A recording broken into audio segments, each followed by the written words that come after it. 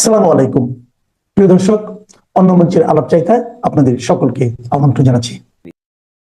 বাংলাদেশে কি ঘটছে, ডক্টর ইনুস শিবিরে কি হচ্ছে, এটা আপনারাও দেখছেন, আমিও দেখছি, কিন্তু আমি একটু গভীরে যাওয়ার চেষ্টা করছি। তো তার আগে একটু রাজবাড়ি গলন্দে ঘুরে আসি। প্রথমে একটা ভিডিও দেখাই, তারপরে বাকি আলোচনা। খবর ওখানে থাকবে না, নুরুল পাগলের কোন বাড়ির চিহ্ন ওখানে থাকবে না।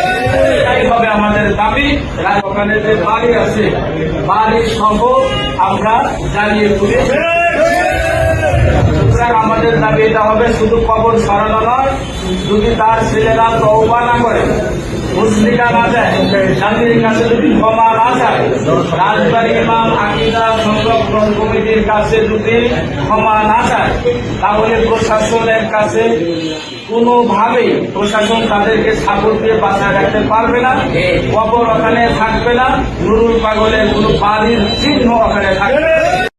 গত শুক্রবারের ঘটনা তো আপনারা জানেন, আমিও এপিসোড করেছি, সোশ্যাল মিডিয়াও দেখেছেন যে এই যে নুরা পাগলার মাজার ভাঙা হয়েছে, কবর থেকে তার লাশ উঠিয়ে তাকে সেখানে আঘাত করা হয়েছে, তারপরে প্রকাশ্যে রাস্তায় এনে সেই লাশ পুড়িয়ে দেওয়া হয়েছে। তারপরে সরকার এটা নিয়ে তো শুধু বাংলাদেশে নয়, এটা সারা বিশ্বে এটা নিয়ে তীব্র প্রতিক্রিয়া হয়েছে।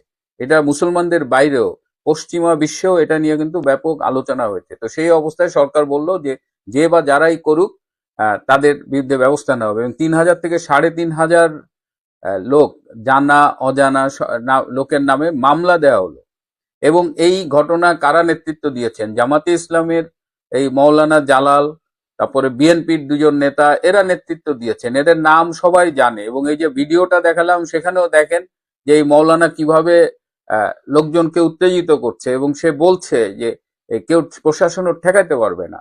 তারপরেও প্রশাসন আসলেই ঠেকাতে পারে নাই। তারা তৌহিদি জনতার নাম করে বেসিক্যালি জামাত, শিবির এবং বিএনপির এই সন্ত্রাসীরা একটা একটা মৃত ব্যক্তিকে পর্যন্ত রেহাই দেয়নি। যে কারণে এখন বাংলাদেশের রব উঠেছে যে ভাই, ঘরের মধ্যে, ঘরে বাইরে কোথাও তো নিরাপত্তা নাই, কবরে একটু শান্তি দে, একটু নিরাপত্তা দে, সেটাও তো ডক্টর ইউনূস দিতে পারতেছে না। তো এখন মানে কি হচ্ছে, ডক্টর ইউনূসের কার্যক্রম দেখে তো আমার মানে আমি ঠিক হিসাব মিলাইতে পারছি না। এদিকে বাংলাদেশে মিছিলগুলো কিন্তু দীর্ঘ থেকে দীর্ঘতর হচ্ছে, আওয়ামী লীগের মিছিল।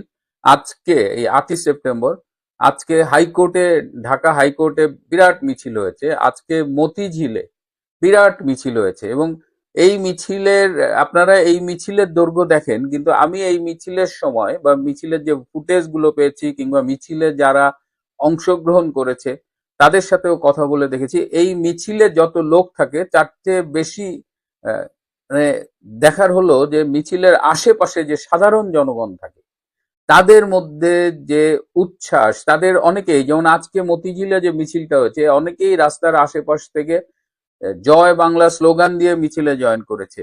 আশেপাশে থেকে অনেকেই বলছে যে ভাই, এতদিন আপনারা কোথায় ছিলেন, কেন আগে নামেননি, এবং সবাই হাততালি দিয়ে, করতালি দিয়ে এই মিছিলকে অভিনন্দন জানিয়েছে। What does it indicate?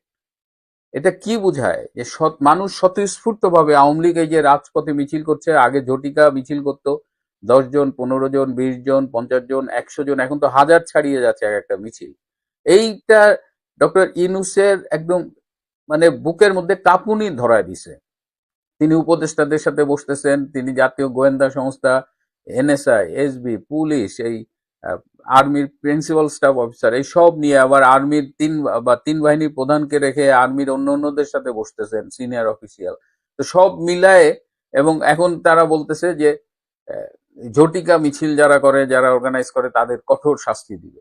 আমি এরকম যারা এই মিছিল টিছিল করে, এদের কয়েকজনের সাথে আমি কথা বলেছি। আমি বলেছি ভাই, এই যে ঝুঁকি নিচ্ছেন আপনারা, আপনাদের তো অ্যারেস্ট হইতে পারেন। তাদের সবার একটাই উত্তর যে ভাই, ঘরে থেকেও তো আমরা নিরাপদে থাকতে পারতেছি না, ঘরে যেখানে নিরাপদে থাকতে পারতেছি না, তবে আমাদের তো দেওয়ালে পিঠ থেকে গেছে, সুতরাং আমরা বাইরে নামি। আর যারা রাজনীতি করে, বিশেষ করে আওয়ামী লীগের যেসব ডেডিকেটেড কর্মী আছে, তাদের যদি আপনি জেল জুলুমের ভয় দেখায় মনে করেন যে আপনি তাদের নিরস্ত মানে দূরে রাখতে পারবেন, তাহলে মনে হয় হিসাবে একটু ডক্টর ইউনূসের ভুল হচ্ছে। এই যে প্রতিদিন প্রতিদিন প্রায় 1,500 থেকে 2,000 গ্রেপ্তার হচ্ছে। সারা বাংলাদেশে যে জেলের যে ধারণ ক্ষমতা, বন্দী তার থেকে প্রায় দ্বিগুণের কাছাকাছি চলে যাচ্ছে, জেলখানায় ঠাসাঠাসি করে বন্দীদের রাখা হচ্ছে। তারপরেও কিন্তু থেমে নাই। যেসব বন্দীরা গ্রেপ্তার হচ্ছে তারা কিন্তু ভয় পেয়ে লুকিয়ে থাকছে না, তারা রাজপথে বেড়েছে। এবং আওয়ামী লীগ যখন রাজপথে নামে তখন ইতিহাস সাক্ষ্য দেয় যে কোনো স্বৈর শাসকই তার ক্ষমতায় আর বেশি দিন থাকতে পারে না। এই ডক্টর ইউনূসের ভীতির কারণ কি? ডক্টর ইউনূসকে তিনি যাদের নিয়োগদাতা বলতেন, যে এনসিপির এই যে ছাত্রদের যে নিয়োগদাতা বলতেন, সেই ছাত্রদের কি অবস্থা? অনেকদিন হাসনাত, সার্জিস, এনসিপির অধিকাংশ নেতাদের কথাবার্তা কিন্তু শুনি না। এই কি ওর নাম, নাহিদ নাহিদ তারপর নাসিরউদ্দিন পাটোয়ারি, সে ডিজিএফ এর অফিস ভেঙে ফেলবে, এদের কথাবার্তা শুনি না। ইনকিলাব মঞ্চের হাদি, সেও এখন শুনলাম যে ব্যাকডোরে কি সব করছে। আজকে ঢাকা থেকে খবর পেলাম যে উপদেষ্টাদের এপিএস পিএস তারা বিভিন্ন দেশের ভিসা লাগিয়ে এখন এয়ার টিকিটও কনফার্ম করতেছে।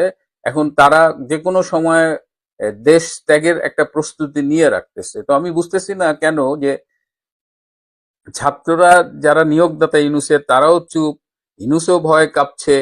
আবার ইউনূসকে যারা বসিয়েছে মেটিকুলাসলি ডিজাইনের যে একদম আন্তর্জাতিক গুরু, তারা কি ইউনূসের মাথার উপর থেকে হাতটা সরিয়ে নিচ্ছে? এটাও কিন্তু একটু দেখার বিষয়। যারা এই রাজনীতির খোঁজ খবর রাখেন, এমনি গতকাল আমি বলেছিলাম যে আমি দিল্লিতে একটা অনলাইনে একটা সেমিনারে পেপার প্রেজেন্ট করেছি, সেই সেমিনার নিয়ে সরকার যেভাবে রিয়াক্ট করলো, সরকারের দালাল মিডিয়া যেভাবে কাপাকাপি করলো, এত ভয়ের তো আমি কারণ পাচ্ছি না। এবং আজকে দেখলাম, এই যখন কথা বলছি, আজকে একজন প্রাক্তন সচিব আবু আলম খান শহীদকে গ্রেপ্তার করা হয়েছে। এই শহীদ সাহেব তো গত জুলাই আগস্ট মাসে বা তারও আগে শেখ হাসিনার সরকারের একজন কট্টর সমালোচক ছিলেন। এখন তিনি একটু কথা বলছেন, মুক্তিযুদ্ধ ৭১, মুক্তিযুদ্ধ মঞ্চ এইসব করছেন, সরকার এটাও নিতে পারছেন না। যে মঞ্জুরুল আলম পান্না, তিনি তো এই সরকারেরই পক্ষে, জুলাই আগস্টের বিপ্লবের পক্ষেরই একজন সৈনিক ছিলেন, তাকে গ্রেপ্তার করেছে। প্রফেসর কলিমুল্লাহকে গ্রেপ্তার করেছে, আজকে আবার শহীদ ভাইকে গ্রেপ্তার করলো। তো মানুষ কথা বলতে পারছে না, মানে একটু আপনি একটু ভিন্ন মত পোষণ করলেই আপনাকে গ্রেপ্তার করছে। এমনকি যে লোকটা গত বছরের জুলাই আগস্টে এই লাল বিপ্লবের পক্ষে ছিল, সেও আজকে কিন্তু ইউনূসের এই নির্যাতন নিষ্পেষণ থেকে রক্ষা পাচ্ছে না। এই যে ইউনূসের যে আচরণ, ইউনূস যে ভয় পাচ্ছে, এটা তো আমার কাছে খুব স্বাভাবিক মনে হচ্ছে না। আমার তো মনে হচ্ছে ডক্টর ইউনূসের কোথাও বিদায় ঘন্টাটা বেজে গেছে এবং এটা তাকে সামহাও জানিয়ে দেওয়া হয়েছে বা সে এটা বুঝতে পারছে। এবং এই জায়গা থেকে ডক্টর ইউনূস এই ভয়, এই কাপাকাপি, আমার তো মনে হয় না যে তিনি আর খুব বেশি দিন এই সিংহাসনে জোর করে বসে থাকতে পারবেন। প্রিয় বন্ধুরা, আজ এ পর্যন্তই। আমরা একটু অপেক্ষা করি, আমরা একটু দেখি। ভালো থাকবেন, সুস্থ থাকবেন, তার চেয়েও জরুরি হলো নিরাপদে থাকবেন। সবাইকে